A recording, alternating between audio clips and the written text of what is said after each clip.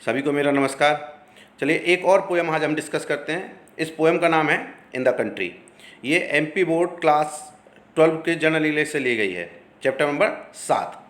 और हर बार की तरह सबसे पहले पोएट का नाम।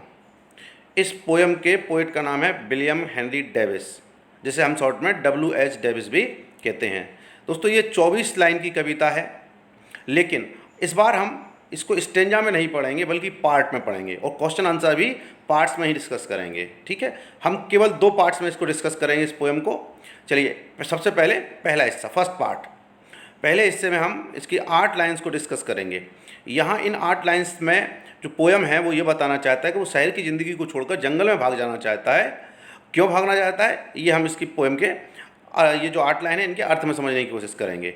जो ज़रूरी मीनिंग इस सेगमेंट में या इस पार्ट में आपको आएंगे वो याद कर लीजिए, नोट कर लीजिए, क्योंकि ये न केवल पोएट के लिए, पोएम के लिए, बल्कि आपको आगे भी काम आएंगे। चलिए शुरू करते हैं। तो कवि कहता है, this life is sweetest in this would. Would माने जंगल। यहाँ जंगल में जीवन बहुत मधुर है। क्यों? I hear no children cry for food. मुझे यहाँ कोई भी बच्चा भोजन के लिए चिल्लाता रोता हुआ सुनाई नहीं देता है। I see no women wait with care. Wait with care मतलब चिंता से परेशान या दुखी। तो मैं यहाँ किसी भी औरत को दुखी या परेशान, चिंता से नहीं देखता हूँ, मतलब चिंतित या परेशान स्त्री को नहीं देखता हूँ। No man with muscles wasting here. और ना मुझे ऐसा कोई मनुष्य यहाँ दिखाई देता है जो अपनी मसल पावर या मेहनत, बेकार में मेहनत कर रहा हो। दोस्तों 2 तरह से हम ले सकते हैं इसको। जो चीज़ उसे जंगल में नहीं मिल रही, इसका मतलब कभी ये कहना चाहता है कि शहर के जीवन में ये होता है, जहाँ बच्चे भोजन के लिए रो रहे होते हैं, औरतें चिंतित रहती हैं, परेशान रहती हैं, मनुष्य बेकार में मेहनत करता रहता है वहाँ। और यहाँ जंगल में वो क्या कह रहा है? I hear no children cry for food. मुझे यहाँ कोई बच्चा खाने के लिए रोता हुआ सुनाई नहीं देता। I see no women with wait with care. मैं यहाँ चिंतित, परेशान या चिंता से सफ़ेद हुई स्त्री को नहीं देखता। No man with muscles wasting here. या बेकार में मेहनत करता हुआ कोई इंसान मुझे यहाँ दिखाई नहीं देता। अब कवि कहता है जंगल में चूंकि भागना तो चाहता है, लेकिन साथ ही साथ कवि एक और चीज़ कहता है, वो ये कहता है no doubt it is a selfish thing. हालांकि जंगल में भाग जाना, इसमें कोई संदेह नहीं है, शहर के जीवन से, मानव सभ्यता से या मानव जीवन से भाग जाना, इसमें कोई डाउट नहीं है, is a selfish thing to fly from human suffering. मनुष्य की पीड़ा से भाग जाना, इसमें कोई डाउट नहीं है, एक स्वार्थी चीज़ है। No doubt he is a selfish man. इसमें भी कोई संदेह नहीं है कि एक ऐसा मनुष्य बहुत ज़्यादा स्वार्थी होता है। हु, जो सन माने होता है भागना, अवॉइड करना। हु सन्स पुअर क्रिएचर, जो गरीबों को अवॉइड करे, वे गरीबों से भागे। सैड, दुखी लोगों से भागे। एंड वेन, पीड़ित या बीमार या कमज़ोर व्यक्तियों से बयान। बेन माना होता है कमज़ोर और बीमार व्यक्ति। तो कभी कहता है इसमें कोई दो राय नहीं है कि मैं जंगल में भागना चाहता हूँ, और ऐसी चीज़ एक स्वार्थी चीज़ होती है, और एक ऐसा मनुष्य जो गरीब, दुखी और बीमार लोगों से भागता है, वो एक स्वार्थी पुरुष होता है। लेकिन अब कभी क्या कहता है, लेकिन क्यों ऐसा जंगल में आखिर कर रहना क्या चाहता है, ये हम दूसरे पैराग्राफ में सीखेंगे। पहले इस पार्ट के क्वेश्चन आंसर को डिस्कस कर लेते हैं। Question number 1, who is the writer of the poem? कौन है? पहला हर बार की तरह ये क्वेश्चन मैं डिस्कस करूंगा। WH Davies. Question number 2, what kind of life does the poet find in the woods? जंगल में कैसा उसे जीवन मिलता है? स्वीटेस्ट, मतलब सब जगह शांति ही शांति है। तो he finds a peaceful life in the woods, there is no suffering. What is the selfishness according to the poet?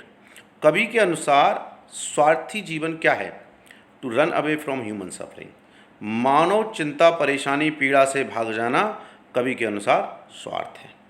अच्छा, अब हम दूसरे हिस्से में बात करेंगे, आखिरकार कवि भागना क्यों चाहता है मनुष्य की पीड़ाओं से, शहरी जिंदगी से भागना क्यों चाहता है, आखिरकार वो क्यों जंगल में रहना चाहता है। चलिए, but it is a wretched life to face. कभी कहता है ठीक है जंगल में भाग जाना, वहाँ शांतिपूर्ण जीवन है, हालांकि ये स्वार्थी चीज़ है कि हम गरीब और दुखी लोगों से भाग रहे हैं, लेकिन शहर में आके क्या होता है, but it is a wretched life to face. ये तो बहुत ही बुरा जीवन है फेस करने के लिए, मतलब बहुत बुरी स्थिति है ज़िंदगी को फिर सामना करने के लिए शहर में। Hunger is almost everywhere. भूख चारों तरफ बिखरी हुई है। Cursed with a hand that's empty when the heart is full to help all man. हालांकि कभी, वैसे कष्ट मान होता है सापित, एम्प्टी माने खाली, तो मनुष्य हालांकि जो कवि है वो ये कहना चाहता है कि वो मदद करना चाहे। When the heart is full to help all man, हृदय तो मेरा पूरा भरा हुआ है मनुष्य के मदद करने के लिए, लेकिन curse with a hand that is empty, लेकिन मेरे हाथ सापित हैं, मतलब खाली हैं। तो कभी अपने खाली हाथों को साबित कहता है, वो कहता है कि मेरा हृदय मदद करना चाहता है, जहाँ हंगर है मैं ऐसे भूखे लोगों की मदद करना चाहता हूँ, लेकिन मैं ज़िंदगी ये जीवन जो है सामना करना मुझे मुश्किल क्यों हो जाता है, क्योंकि हृदय तो मेरा मन जो है वो भरा हुआ है मदद करने के लिए, लेकिन मैं नहीं कर पा रहा हूँ क्योंकि मेरे खुद के हाथ खाली हैं। इसलिए मेरा हाथ वो ऐसे सापित खाली हाथों से मैं उनकी मदद नहीं कर पा रहा हूँ, जबकि मेरा हृदय उनकी मदद करने के लिए भरा हुआ है, कहना है। अब शहर की दूसरी स्थिति बताता है। जब हम शहर की सुंदरता या विलासता की बात करते हैं तो कभी कहता है नहीं, वो प्रशंसा नहीं कर सकता ऐसी ज़िंदगी की। कहना है एडमायर द स्टैचू ग्रेट, क्या मैं शहर में खड़ी खड़ी ऐसी महान प्रतिमा जो मूर्तियाँ होती हैं, प्रतिमाएँ होती हैं, उनकी प्रशंसा कर सकता हूँ।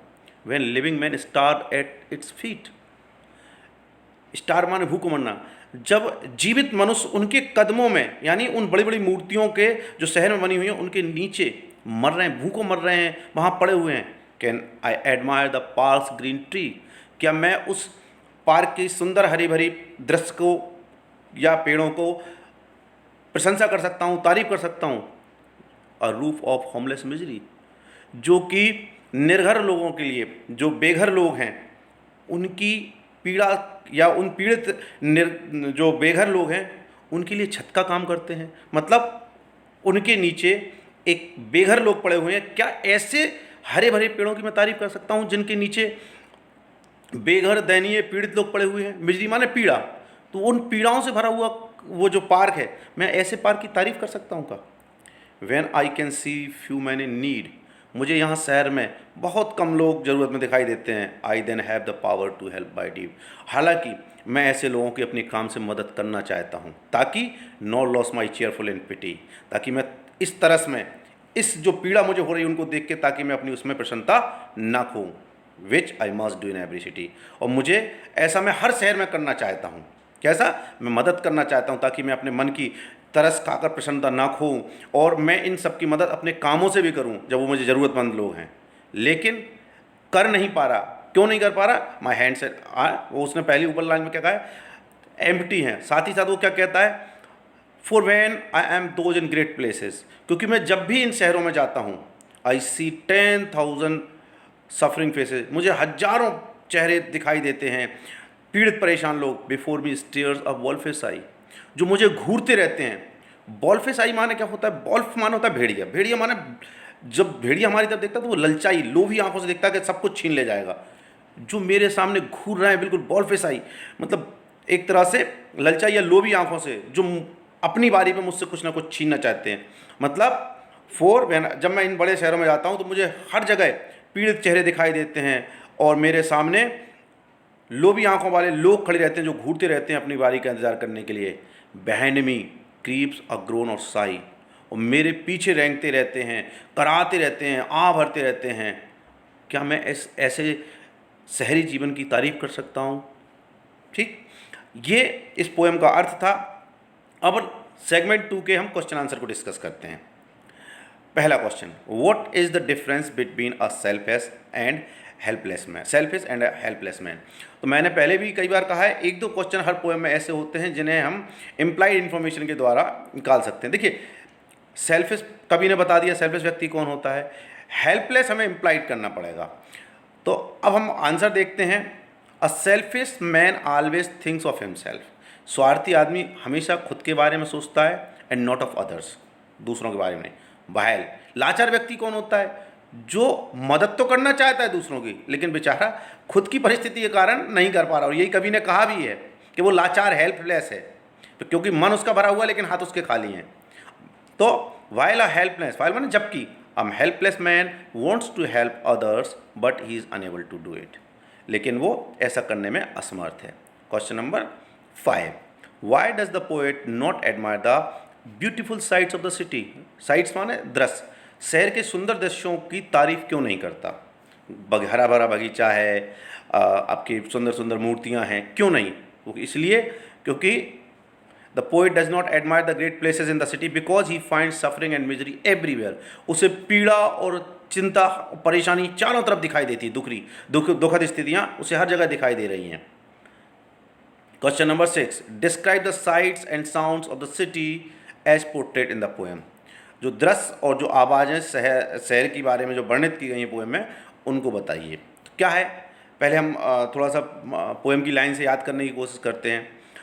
दृश्य कैसे हैं कि भाई लोग चारों तरफ पीड़ाएँ, उसे पीड़ित परेशान लोग दिखाई दे रहे हैं, जो भेड़िए की आंख लिए आपकी ओर ताक रहे हैं, कब उनका मौका मिले और कब वो आपके पास आके चीज़ों को छीने। साथ ही साथ रोने कराहने और रेंगते हुए लोगों की आवाज़ें उसे सुनाई दे रही हैं।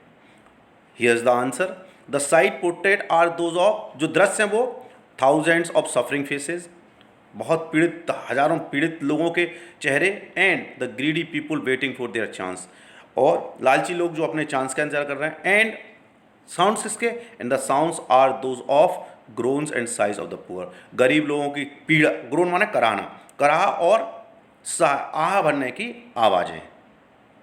The last and the seventh and last question, what happens when the poet visits the great places in the city. कभी करना नहीं चाहता, लेकिन वो आखिरकार अपनी इस जंगल में क्यों भागना चाहता था, क्योंकि वो इस परेशानी से भरी ज़िंदगी में अपनी प्रसन्नता को खो देता है। तो यही उसने इसमें भी कहा है, when the poet visits the great places in the city, जब वो इन महान शहरों में या महान जगहों पर जाता है, ही लूजेज हिज चीयरफुलनेस, वो अपनी प्रसन्नता को खो देता है। उम्मीद है आपको ये पोएम समझ में आई होगी। अगली पोएम जो है वो अगले पार्ट में आएगी। और please guys, in question answers के आप नोट्स बना के रखिएगा, आगे जाके ये आपको एग्ज़ाम में बहुत काम में आएंगे। उम्मीद है आपको लेसन समझ में आया होगा। समझ में अगर आया हो तो लाइक कीजिएगा, शेयर कीजिए, और अगर चैनल पर पहली बार आए हैं तो प्लीज़ सब्सक्राइब कीजिए। Thank you very much, have a wonderful time.